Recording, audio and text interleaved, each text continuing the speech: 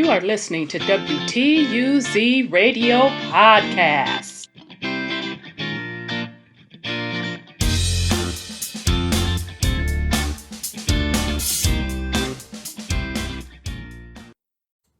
Welcome to WTUZ Radio Podcast. I am your host, Rhonda. And today's topic, yesterday, Barbados, an island in the Caribbean, or really a part of the Americas. But they made news because they are no longer under the crown, under the British crown. They are now a republic. So I just want to kind of talk about a little bit the history of Barbados, and also, those of us that are on the mainland of America, North America. A lot of times we lose sight, and I'm specifically speaking to melanated folk. And I'm specifically speaking to melanated folk who know and identify as indigenous to the Americas. A lot of times we lose a sense of all of the Americas. So not only North America or the United States, that includes Canada. That also includes the Caribbean islands. And if we really took the time as we are, unveiling our true heritage, as we're tracing our true heritage, which is a wonderful thing, we're really, a lot of us, losing sight unless the Caribbean islands is in your heritage.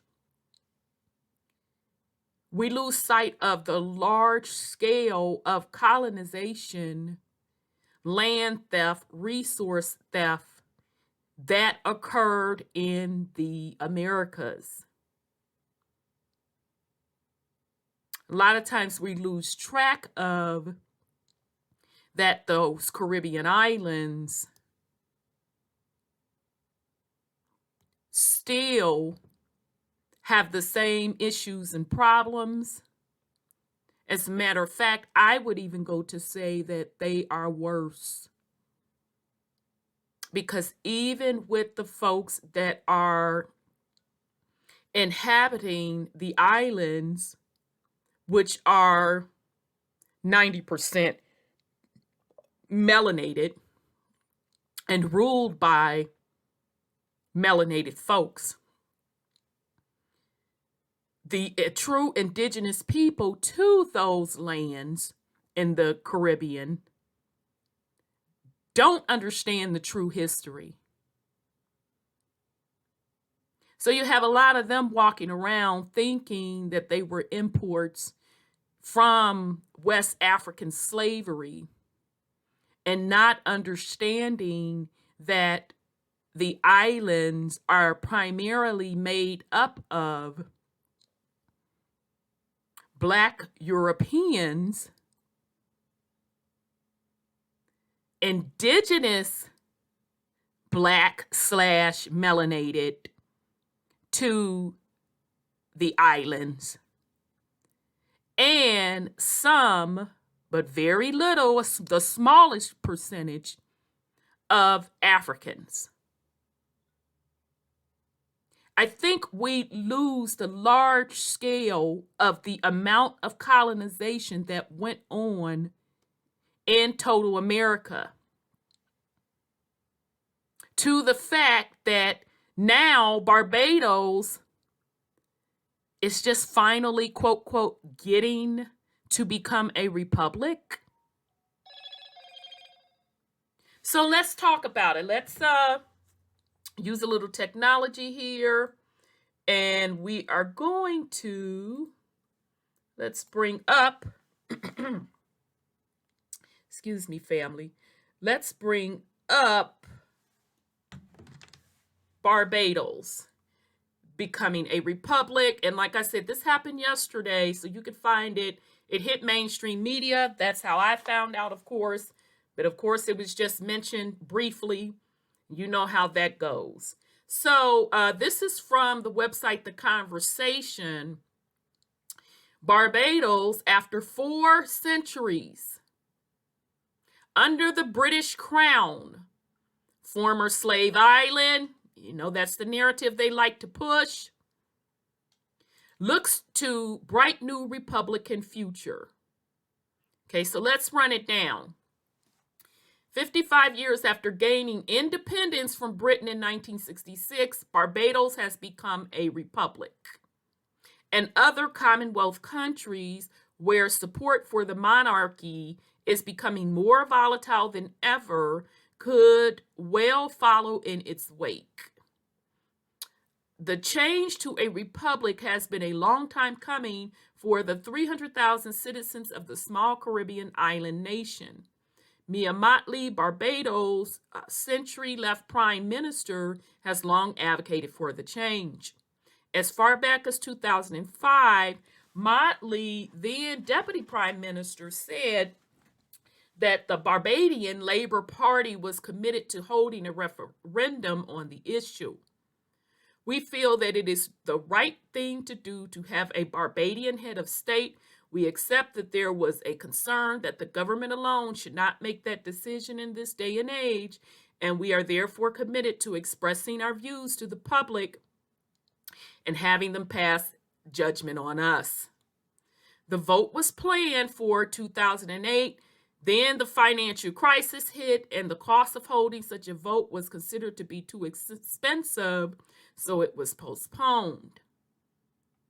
There has been some speculation that the removal of the Queen was associated with the Black Lives Matter movement. Now that's interesting. And a new confidence. Certainly, Motley has used this as a way of drawing attention and gathering public support for the issue, but in truth, a republic has long been on the agenda. Despite her party losing office between 2008 and 2018, the issue remained on the table. In 2015, then Prime Minister, this what I wanted y'all to catch this name, Friedel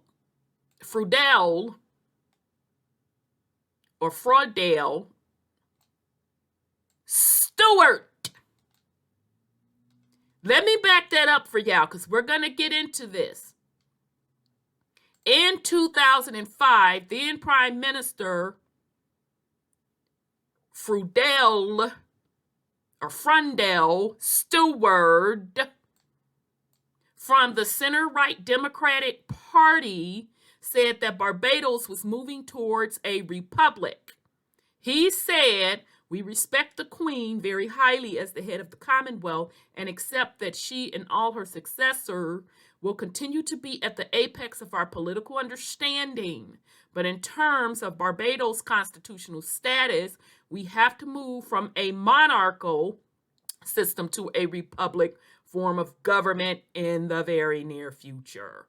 So just real quick, I'm going to switch over. Let me remember where the heck I left off. Okay, I remember. Okay, so republic, just real quick. Republic is a form of government in which a state is ruled by representatives of the citizen body. Modern republics are founded on the idea that sovereignty rests with the people, though who is included and excluded from this category of the people has varied across history. Because citizens do not govern the state themselves, but through representatives. Republics may be distinguished from direct democracy, though modern representative democracies are by and large republics. The term republic may also be applied to any form of government in which the head of state is not a hereditary monarch. Okay, so I just wanted us just to give a quick little refresher on what a republic is, and understand just because folks say that, oh, we're a republic or we want to go back to republic, most people only want to look at this first part. Forms of government which the state is ruled by representative of the citizen body. Modern republics are founded on the idea that sovereignty rests within the people. That's what folks running around talking about going back to a republic. That's the first part they rest on. But they conveniently forget this second part.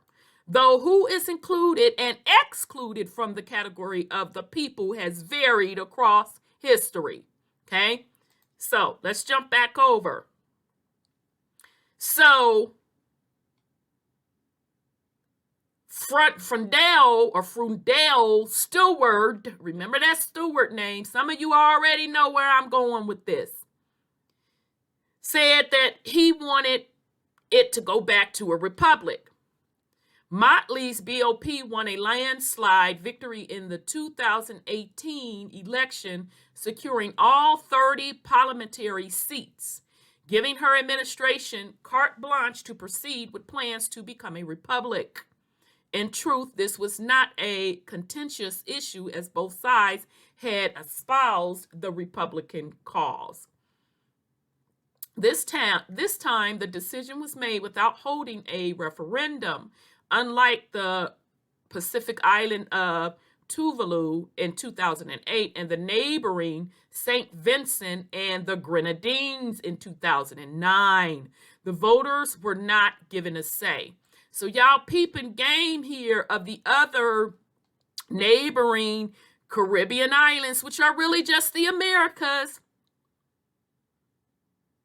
going back to, quote, quote, a republic. All right. So not being a monarch from these different European empires. Perhaps because the citizens of these two island states voted no to having an elected head of state, which was the preferred model in Barbados. This was an issue that divided the Republican cause in Australia in 1999. Okay, we know that Australia also was overtaken, and this is the only one that they do admit to, of taking over from the indigenous melanated people on that island. And maybe because it was so recent in history is why they admitted to it. They turned Australia into a prison colony at first. So literally sending their prisoners there. When the country voted on the Republican movement's preferred model, which was for a head of state to be nominated by a 2/3 majority of parliament, rather than holding a direct election, 54% of Australians voted no. Many of them thought to be Republicans who wanted a directly elected head of state. All right. In 1996, a constitutional review commission was given the job of exploring Barbados' link with the crown. In 1998, it recommended that Barbados become a parliamentary republic. In 2005, the country replaced the London-based Judicial Committee of the Privy Council as its final court of appeals with the Caribbean Court of Justice in Trinidad and Tobago. Now, anybody that's been to these Caribbean islands, I've been to most of them. When I step off to them islands, it's nothing but copper-colored people, black and brown. Okay? Everywhere. All right. Section 49 of the Barbados Constitution states that Parliament may, by an act of Parliament passed by both houses, alter this Constitution. So it didn't take a great deal to alter the legal basis of the Constitution from a monarch to a republic. Could it be catching? Barbados' decision could prompt a wave of other countries deciding to adopt the Republican model. In Jamaica, the largest of the Commonwealth nations in the region, both political parties have spoken in favor of becoming a republic. In 2003, then Prime Minister P.J. Patterson of the center-left People's National Party pledged to abolish the monarchy by 2007, telling a party conference, "I love the Queen dearly, but the time has come when we must have a head of state chosen by us." Opinion polls taken in 2020 found that 55% of the Jamaicans want to end the country's association with the crown. Republicanism is not confirmed to the Caribbean. As recently as March 2021, a Canadian poll found that 45% of respondents wanted to move to a Republican model and only 24% were committed to remaining a monarchy. Even in Britain, support for the monarchy is falling, especially by the youngest voters, who favor an elected head of state by a 10% margin, according to a YouGov poll, which found 41% of 18-year-olds to 24-year-olds favored a republic. New beginnings. The Prince of Wales, who flew to Barbados for the handover ceremony, cut a dignified figure when congratulating the country on its decisions, telling the Barbadians, "The creation of this republic offers a new beginning. From the darkest days of our past and the appalling atrocities of slavery," and we're going to talk about this a little more, "which forever stains our history, people of this island forged their path with extraordinary fortitude." So are we seeing the writing on the wall for the British crown and former imperial possessions? The Queen is still head of state for 15 nations, including the UK, Canada. Canada is part of the Americas. Canada is part of the Americas. And Australia. And support for republicanism is reportedly waning in the latter country. In neighboring New Zealand, meanwhile, a recent survey showed that 50% of respondents favored retaining the monarchy even after the death of the current queen, compared with 44% who favored a republic. Okay, so we should know by now that Australia and New Zealand definitely has a lot of Europeans inhabiting it, Caucasian Europeans. Okay, and same with Canada. And Canada also has French Europeans also. I'm talking about their original origins. So meaning from France and Britain and Canada and Australia from Britain. So Caucasians, okay? The Caribbeans also are inherited by a lot of Europeans. The secret is they are Black Europeans, okay? But we're going to talk about that a little bit more.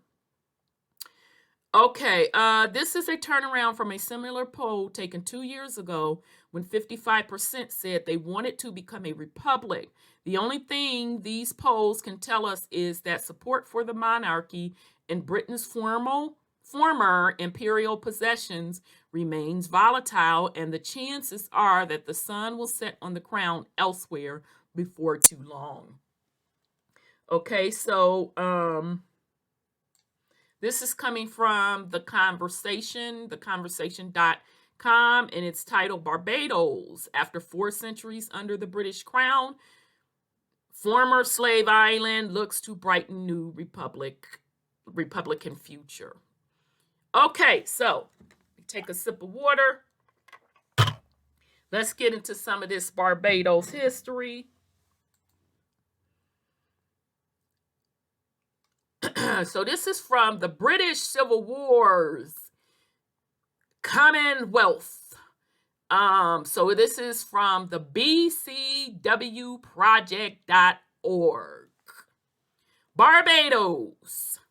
The Caribbean island of Barbados was discovered by the Portuguese and taken over by Spain in 1492. The Spaniards enslaved, and they say wiped out, the native Carib Indians, but they really didn't. Enslaved, okay, the Indians, but then abandoned Barbados in favor of the larger Caribbean islands. The islands was claimed for King James I of England in May 1625 by Captain John Powell. Now, King James is a Stuart. His mama name is Stuart. Remember I told y'all to remember that name, Stuart. And here you have back in, let me get to it. I don't like to lie up upon people. In 2015, Prime Minister Friedel Stuart, melanated. Let's jump back. I said again, King James I is a Stuart. That's his mama name. So the island was claimed for King James I of England in May 1625 by Captain John Powell. On February 1627, a party of 80 English settlers and 10 slaves founded a colony at Holetown, formerly known as Jamestown. Chow. Sip the water.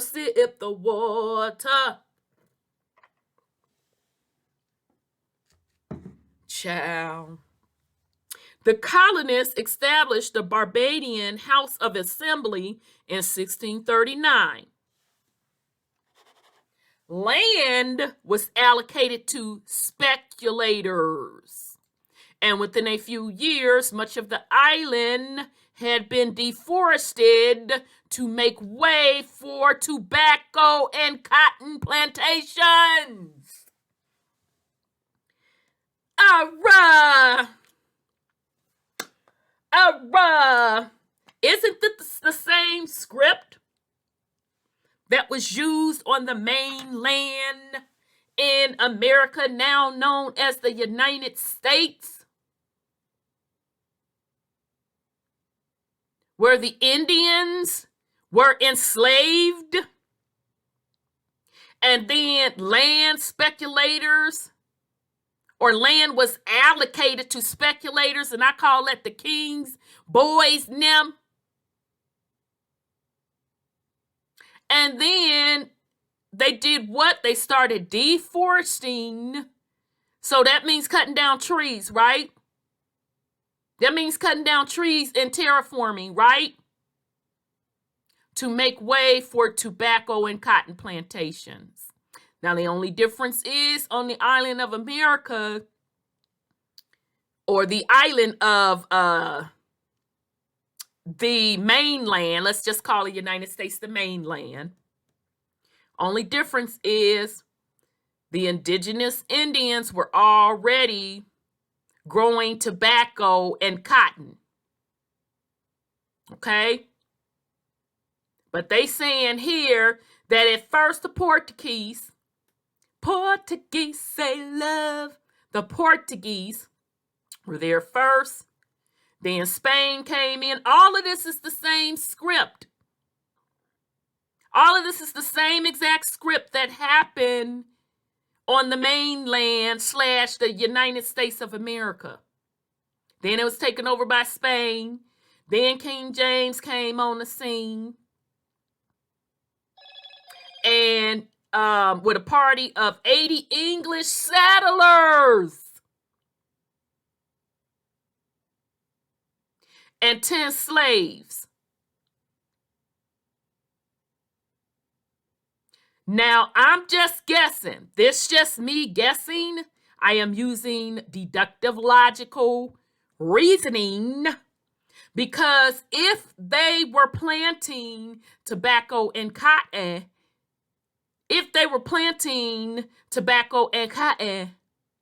who knew how to do that? That would be them Indians that knew how to grow that tobacco and cotton. Because cotton was king in the South, and tobacco, Indians were known for growing that. And all you have to do is just go back and look at those original tobacco Indian statues. They were clearly of dark black / melanated folk. So those Indians were melanated. So I can only use deductive reasoning that when they say they brought the 10 slaves over, that it would probably be them Indians from that mainland United States that know how to already grow them crops versus somebody from Africa. Okay, so it says during the 1630s, sugarcane was introduced.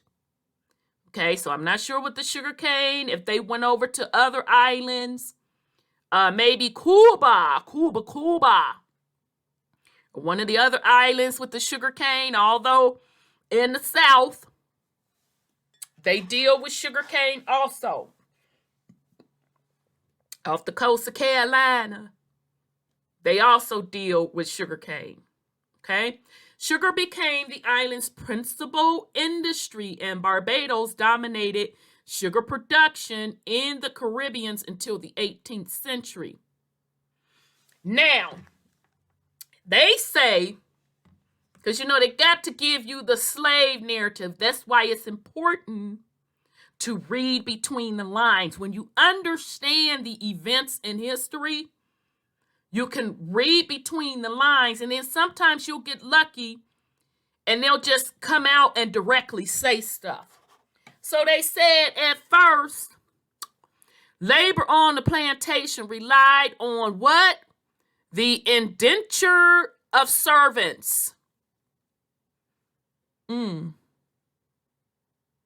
Where civilians who wanted to immigrate could do so by signing an agreement to serve a planter in Barbados for a period of 5 to 7 years. So if we want to know how Black Europeans got to the Caribbeans, as well as Black Europeans getting to the mainland of the Americas, which is now known as the United States, this is how they did it. At first, labor on the plantations relied upon the indenture of servants, where civilians who wanted to immigrate could do so by signing an agreement to serve a planter in Barbados for a period of 5 or 7 years. The earlier indentured servants were AKA Black melanated. white indentured servants start coming into the mix in the 1700s.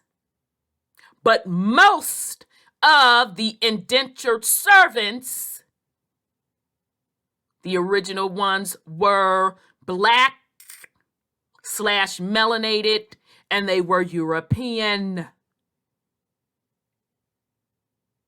And history has rewritten them to be African slaves, along with rewriting the original indigenous American Indian as African slaves. So you had 3 groups of people throughout the Americas among melanated folks: the black European, the black / melanated indigenous Indian, and the African, with which the African being the least group in numbers. Okay? To meet further labor demands, never miss, y'all. I keeps telling y'all it's the same formula. To meet further labor demands, convicted criminals and some prisoners from the what? Some prisoners from the huh? Some prisoners from the who? The Civil Wars were shipped to Barbados as slaves. So come on with it now, article. The white slaves and the indentured laborers were known as the red legs. Child, clutching my pearls. Their descendants still live on the island. During the 1640s and 50s, planters came to rely increasingly on slave labor from West Africa.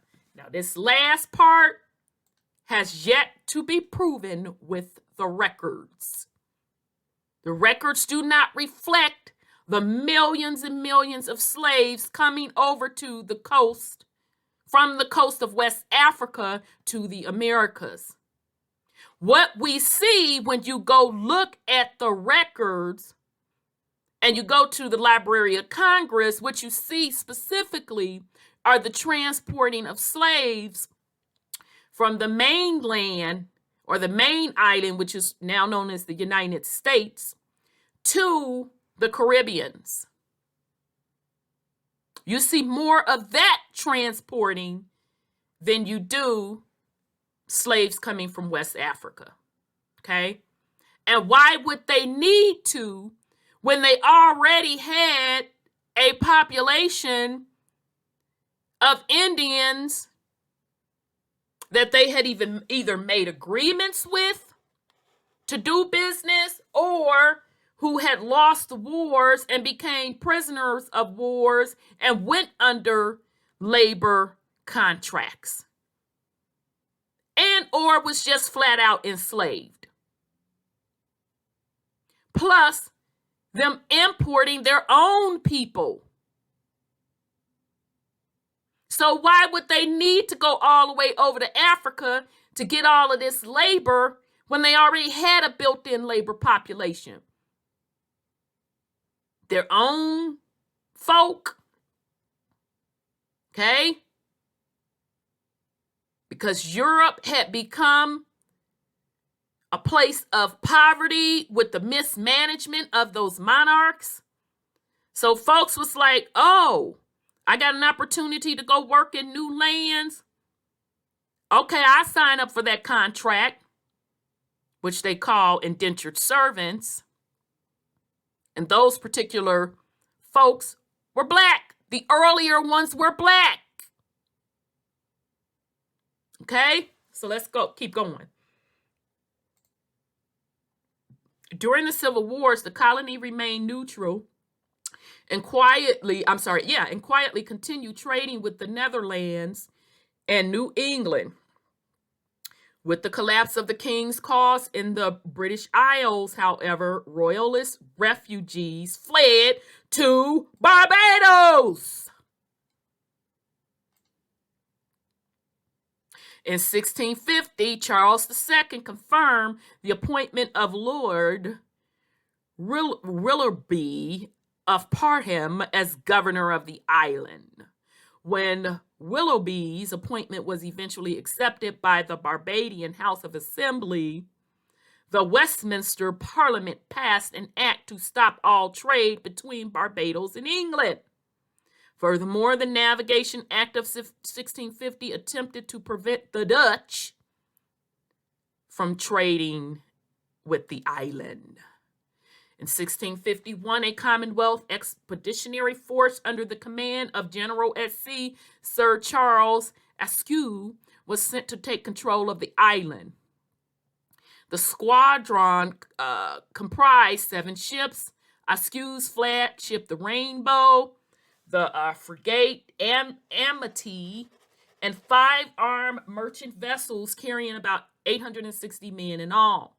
After a diversion to assist Robert Blake in recapturing the Scilly Isles and a fruitless search for Prince Rupert's squadron off the coast of Portugal, Askew's expedition arrived off Carlisle Bay in Barbados in 1651.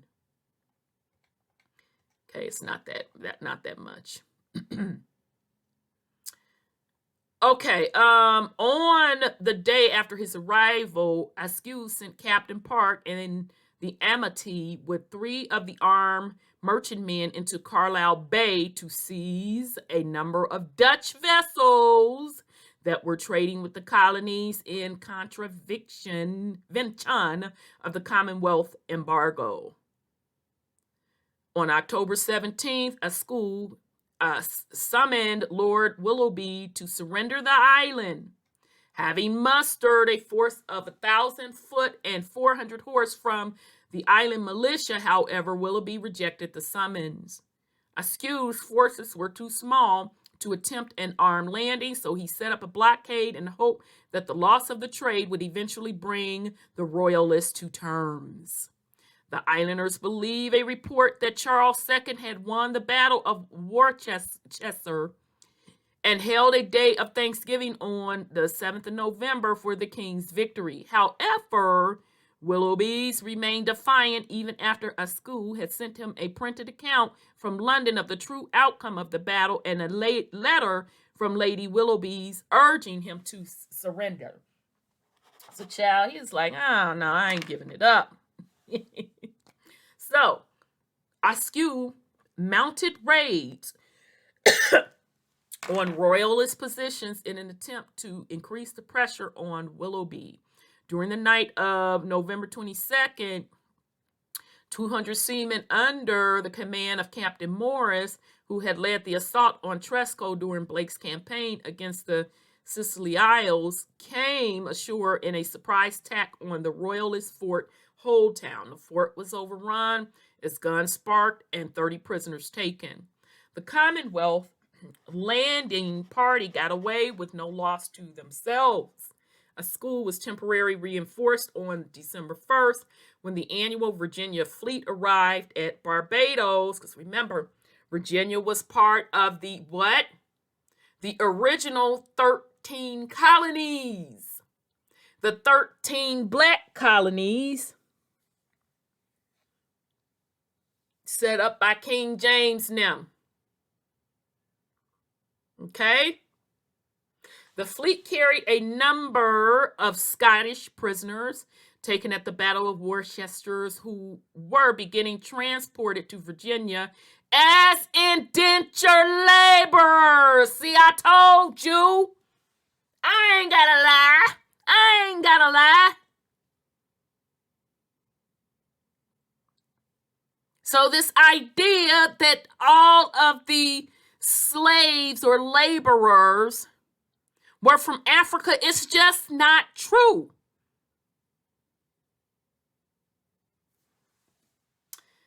school hired 150 Scots to reinforce a party of 400 seamen under Captain Morris for an attack on the fort at Speltstown. On December 2nd, Morris's force landed under cover of darkness, but the Royalists were aware of their approach. A force of 1,200 foot and 4 troops of horse under the command of Colonel Gibbs advanced to meet them. After a brief struggle on the beach, the Royalists fled, apparently believing the Commonwealth force to be stronger than it was. The abandoned fort was plundered of its arms, ammunition, and gunpowder. Askew reported that 100 Royalists were killed and 80 prisoners taken for the loss of 7 or 8 of Morris's men. Despite the success of the raids, Askew lacked the resources for a full-scale invasion of the island, which was defeated by around 6,000 militiamen. Dang. Askew tried to undermine Lord Willoughby's position by treating his royalist prisoners well, then releasing them after giving them an account of the true situation in England. Child. 2 were hanged on Willoughby's orders for spreading subversive opinions on the island. Askew also established contact with Colonel Thomas Montfort, a moderate among the Barbadian leaders, who realized that the royalist cause was hopeless. In secret communications with Askew, Montfort agreed to contact other moderates and to attempt to put pressure on Willoughby to surrender. However, Montfort's negotiations were discovered. Willoughby and Montfort mobilized militia units loyal to them in preparation for an armed confrontation. Askew landed Commonwealth forces near Ostend on the south coast of the island to support Montfort, but after some initial skirmishing, a week of heavy rain put a stop to the military operation. During the hiatus, Lord Willoughby realized that he had no hope of winning against the Commonwealth in the long run. He surrendered to Askew on January 11, 1652, under the generous terms. In exchange for surrendering Barbados and acknowledging the sovereignty of the Commonwealth, Willoughby's estate in England were restored to him, and he was allowed to keep his property on Barbados. He returned to England in August 1652. Okay, I'm going through this because I want you all to understand not only the flow of control from these different, European empires, but want to show you how it has always been ruled by different leaders from these European empires. All right? So Blood then just straight up said he wasn't going to get an island up because he thought that who he was cool with, King Charles II, was still in power. So he like, nah, I'm finna fight this on out because I know the king finna send his boys and them to handle this. So he was fighting for a couple months until he finally got in his head that King Charles II had been overthrown. So he struck a deal. So he was able to keep his crib or keep his estate on Barbados Island, and he was able to keep his estates, let me be clear, not estate, estates, plural, in England. And so old boy returned to England in 1652. The surrender of Barbados was quickly followed by the submission of the remaining royalist-held colonies in the Americas. Let me read that again. The surrender of Barbados was quickly followed by the submission of the remaining royalist-held colonies in the Americas. Virginia submitted on March 12, 1652. Maryland and the Bermudas around the end of March. When Cromwell launched a Western design against Spanish possessions in the West Indies in 1654, Barbados was regarded as an important staging post for the expedition. It was expected that fresh supplies could be taken on and additional trips levied for the attacks on Hispaniola. In the event, Barbadian employers were reluctant to allow their men to join the expedition, although some 4,000 additional troops were levied. The planter, Colonel Harris, who was appointed their commander, refused to leave Barbados, and the governor, Daniel Surley, whom the Council of State had nominated as one of the leaders of the expedition, also refused to go.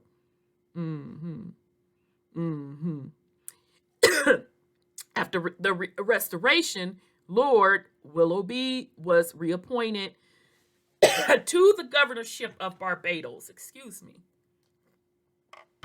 The child. Woo, honey. That's from the BCW project, bcw.org project. So that's giving a rundown of the history of Barbados. So let me see if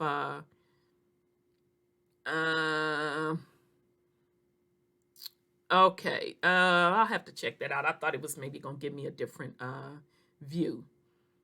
Okay, so that's what that is. I just want us to point out, like I said, they relied on indentured servants. And also, let's start out with the island was claimed for who? King James I of England. So let's get into how these kings and them looked. This shouldn't be a surprise to y'all that rock with me. Who that is? Who that? Who that? Who that? Who that? Who that? Who that? Who that? Who that? Who that? Who that? Who? King James I of England. And the 4th of Scotland.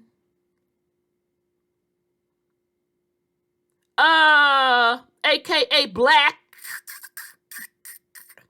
melanated man. King James I of England and Scotland. He is also a steward. So as late as 2015, there was a black / melanated steward that was the Prime Minister of Barbados. Okay, so let's go look at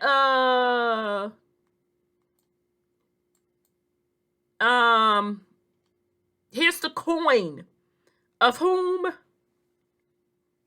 Francis II and Mary Stuart, melanated folk. A coin of Francis II and Mary Stuart, 1558. King James I's parents. Let's continue.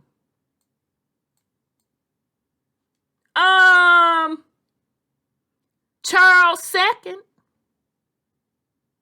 King of England, Scotland, France, and Ireland.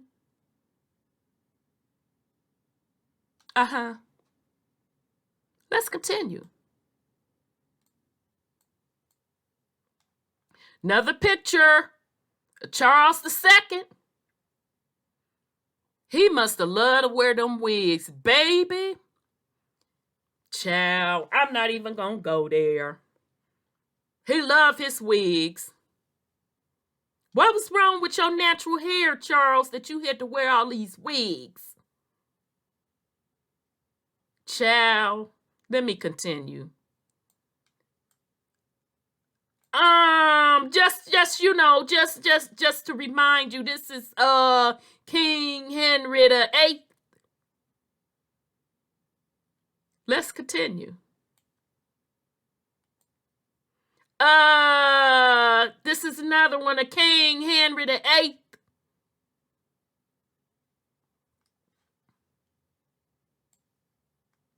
Okay, let's see. I think that's the final one I want to show you. This was Edward the Fourth.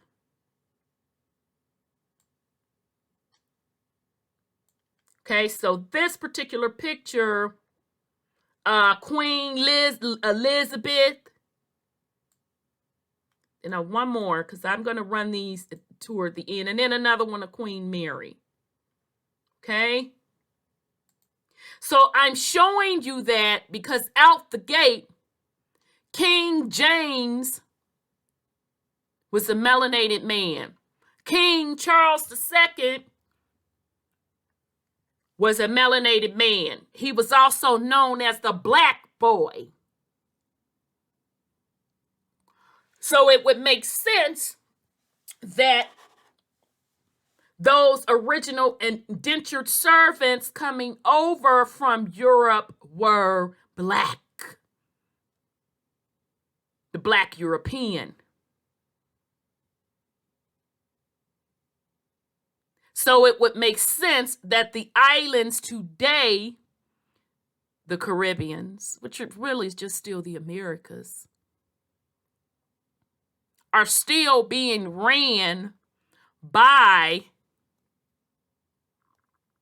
black folk, black Europeans that are appointed by the crown, which is now white or Caucasian, but that was not the original quote, quote, ethnicity. Okay? So, I'm just trying to see what else we wanted to put on here. I think this is the charter. Yeah, this is excerpts from the 1651 charter. We talked about that. All right, first, they allege, before I do that, excuse me, apologize. So that I just want you all to see a picture on the, I think it's going to be on you all's left, and they got boxed in here, the Caribbean islands. Okay, I mean, most of y'all know that. Okay, and you see how the islands are so close together. Okay. All right. They allege that the island was settled and inhabited at the charges and by the special order of the people of England, and therefore ought to be subject to the same nation. Okay. No, that's not what I was looking for. I thought this was the charter.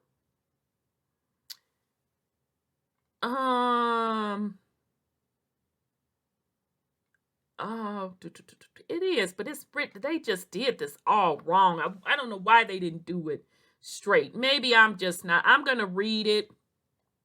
This is supposed to be an excerpt from the original charter, so bear with me. It looks like they mixed some stuff because I couldn't find the original. I mean, I could get it, but I have to go to England to do it, which I am going to take a trip to England. I got to take it to do a couple of other things, a couple of other investigation. I'm going to have to go back there. Okay, now I'm going to be looking at it in a different light. All right, so they allege that this island was first settled and inhabited at the charges and by this special order of the people of England, and therefore ought to be subject to the same nation. It is certain that we, all of us, know very well that we, the present inhabitants of this island, were and still that people of England, who with great danger to our person and with great charge and trouble have settled this island in its condition and inhabited the same. And shall we therefore be subject to the will and command of those that stay at home? Now, child, here you got these black Europeans done came over to the island. Because remember, first the Portuguese was there. Then Spain came. Okay. Then King James came, set up shop. Okay. Then when King James came, they came and started terraforming. We're cutting down the trees and planting tobacco and cotton and sugar cane, and brought some indentured servants, so meaning some European indentured servants, and brought some quote, quote, slaves, and I can only use deductive reasoning and say that they were Indian slaves because the Indian slaves would know how to grow the tobacco and cotton and sugar cane. So they didn't get all comfy, honey, comfy, cozy, baby. Then King Charles ran into some dramatization. King Charles II with his rulership. So the black Brits, that according to them, they didn't got everything up and running. Now, I dare you now. We didn't got everything up and running. We all chilling. We didn't got along with the original indigenous Indians. We all married up with each other, we all chilling, having a good time. We send the ends back to the crown off of the profits that are made from this sugar cane, the cotton, and the tobacco. And now, because y'all got some drama at the crib in England, y'all want to come over here and take over? We built this. Okay? So that's pretty much what they're saying. Shall we be bound to the government and lordship of a parliament in which we have no representation or persons chosen by us, for there to be propound and consent to what might be needful to us, as also to oppose and dispute all what should tend to our disadvantage and harm? In truth, this would be slavery, far exceeding all that the English nation hath yet suffered. And we doubt not but the courage which hath brought us thus far out of our own country to seek our beings and livelihood in this wild country will maintain us in our freedoms, without which our lives will be uncomfortable to us. So them black Europeans like, hold up now, blood. We built this. So now you want to swoop in and come in here and try to tell us what to do. You're going to put somebody over us and tell us what to do.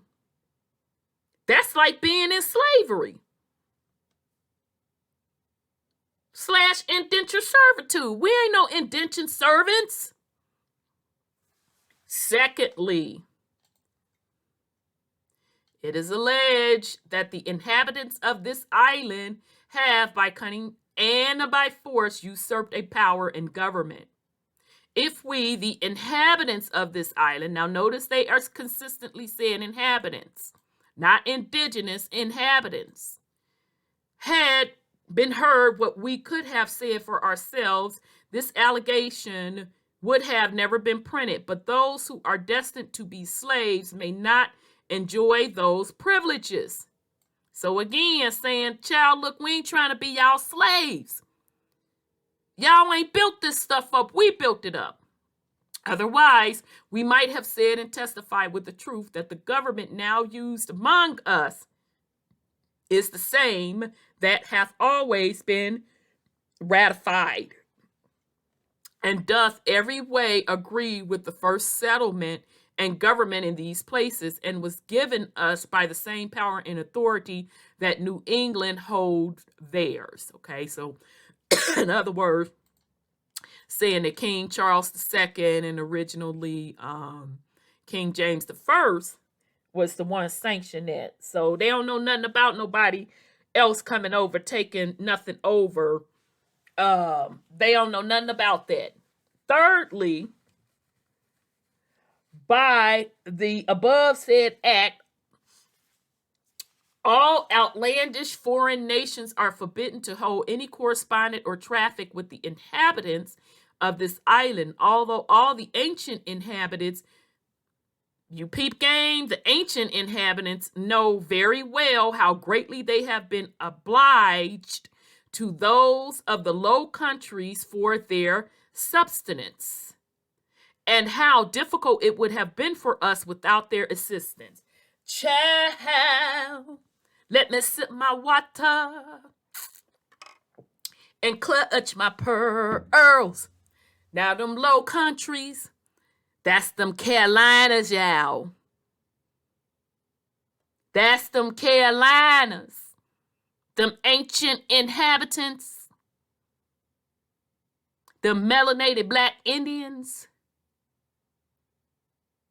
So here they are admitting that the Low Countries, they had to depend on them for survival. And how difficult it would have been for us without their assistance ever to have inhabited these places. So, like I said, agreements had to have been in place with the Caribbeans and the United States, what we call today as the United States, or the Black Indians, had to be doing some form of business. Some deals had to be cut somewhere. All right? Now remember, we're reading the Barbados Declaration of Independence of 1651. Without their assistance, ever to have inhabited these places or to have brought them into order. Okay, so now brought them into order, to me, that sounds like some type of battle went on, but maybe I'm reaching. Oh, okay. Okay, but well, all right. And we are yet daily sensible what necessary comfort they bring to us daily, and that they do sell, child. They do sell their commodities a great deal cheaper than our own nations will do. So whom were the black inhabitants, the black Europeans of the Caribbeans, buying their commodities from? The Low Countries? You mean that Carolina coast?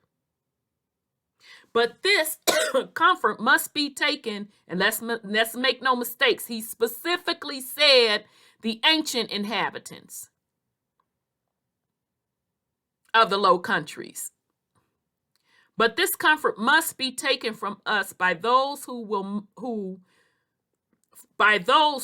will must be a law to us. But we declare that we will never be so unthankful to the Netherlands for their former help and assistance as to deny or forbid them or any other nation the freedom of our harbors and the protection of our laws, by which they may continue, if they please, all freedom of commerce and traffic with us. So, child, he done threw everybody up in here. Okay, he started out saying, we had our original arrangements and our authority to do business over here. We supposed to be answering to King Charles II. Just as a reminder, go back. Go back. With the wigs. Okay? The one known as Black Boy. Maybe that's why he was wearing the wigs. His feelings was hurt from being called Black Boy. Okay? And just in case folks forget,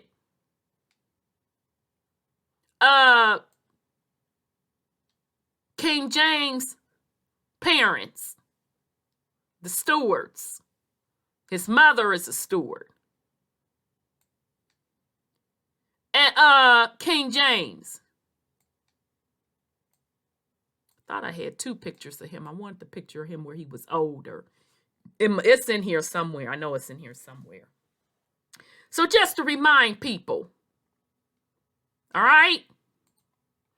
Fourthly, to perfect and accomplish our intended slavery and to make our necks pliable for to undergo the yoke, they got and forbid to our own countrymen to hold any correspondence, commerce, or traffic with us, nor to suffer allow any to come at us, but such who have obtained particular license from some persons, that no other goods or merchandises shall be brought hither than such as the licensed persons shall please and think fit to give way to, and that they are to sell the same at such a price as they shall please to impose on them, and suffer no other ships to come hither but their own, as likewise that no inhabitants of this island may send home upon their own account any island goods of this place, but shall be as slaves to the company, who shall have the above said licenses and submit to them the whole advantage of our labor and industry. So he's telling you how they do business. Okay? He's telling you how they do business. So in other words, you just can't come up in here without a license to do business. You know, even the folks working on this island can't just send stuff back home. Because, see, they have to pay taxes back to the crown. In this case, they were under the crown of England. Okay? And at this time, Black Boy King Charles II was in charge until he got overthrown. All right? So they making it clear, look, we done already got this stuff set up. We done got it squared away with the Indians. They're even doing business with us. Yeah, that was after some fighting went on. But now everything all smoothed out. We got the rules of engagement for commerce, because at the end of the day, this is a business for them. It still is. The business of commerce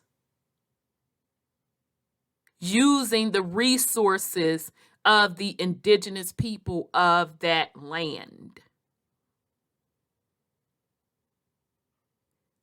And those resources go back to the crown forever and ever and ever and ever. Okay? Doesn't matter who holds the seat of power of the crown. They get to appoint who they want to run that particular company. So look at these islands as companies. So old boy pleading his case like, what are you talking about, dude? I was hired by King Charles II. But he keep forgetting, blood, you are an employee at the end of the day. Just like them folks on that island got them indenture serving contracts. Well, buddy, you just got a new boss. All right? King Charles II, the Black Boy, is not your boss anymore. You got a new boss. All right, so let's continue. Wherefore, having rightly considered, we declare that as we would not be wanting to use all our honest means for obtaining a continuous of commerce, trade, and good corresponding with our country, so we will not alienate ourselves from the old heroic virtues of true Englishmen to prostitute our freedoms and privileges to which we are born to the will and opinion of any one.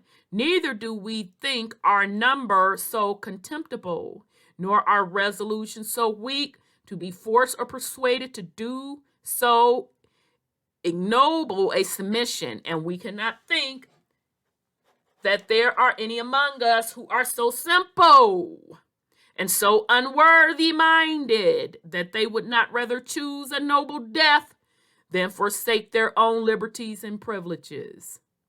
So in other words, they like, blood, you can go on with that up the street, around the corner, and around the block. I don't know nothing about what you talking about. We had the agreement with King Charles II growing up being known as the black boy. So now if you think you finna come over here and gangstify something, we about that life on this island. We about that life. And we got the ancient Indians here with us also, as well as all of us. Y'all forgot all of us that came over here? Yeah, we about that life. Now come on with it now. So that's basically what they were saying in this Barbados Declaration of Independence in 1651. Right? So just to read, you see this picture. I'll try to, and it's from the Library of Congress. Yeah. This is, excuse me, a prospect of Bridgetown in Barbados, 1695.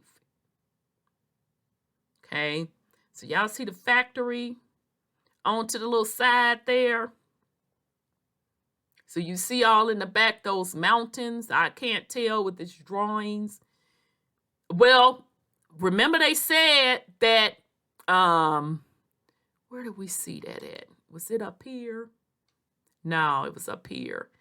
That when did King James come in and start cutting down the trees? Child, when did he come in and do that? 1625. Okay, 1625. Okay. So that's sawdust in the back from the ancient trees. At least probably one ancient giant tree being cut. Okay. Barbados shipped most of its sugarcane on Dutch ships and had traded steadily with the Netherlands since its foundings. Parliament, by banning all English colonial trade with foreign nations through the Navigation Act, was directly targeting the Barbados trade relationship with the Netherlands. The Navy fleet of 7 ships arrived from England in October 1651 and set up a blockade of Barbados. Battles between the English forces and Willoughby's militia took the lives of several hundred Barbadian men. Facing certain defeat against the Imperial Navy, Lord Willoughby surrendered on January 1652. That's after he talked crap. Baby, in 1651. So I'm sorry. Okay, so this was Barbados Declarations of Independence. It was from the National Humanities Center.org. Okay, this was excerpts from that 1651 declaration. All right, so I hope that this gives you a much better perspective, specifically on Barbados. And I just always want us to keep in mind who was holding the seat of power when. Okay? So I'm going to rock out the last portion of the show. We're just showing you pictures, coins, drawings of Black Europeans, kings, priests, and family crests. Okay? I always want you to keep in mind who was holding the seat of power when. So this is Rhonda with WTUZ Radio Podcast. I wish you well on this Wednesday. And also, if you are not subscribed to us, I highly encourage you to subscribe to us, like, and share. Peace and love, family.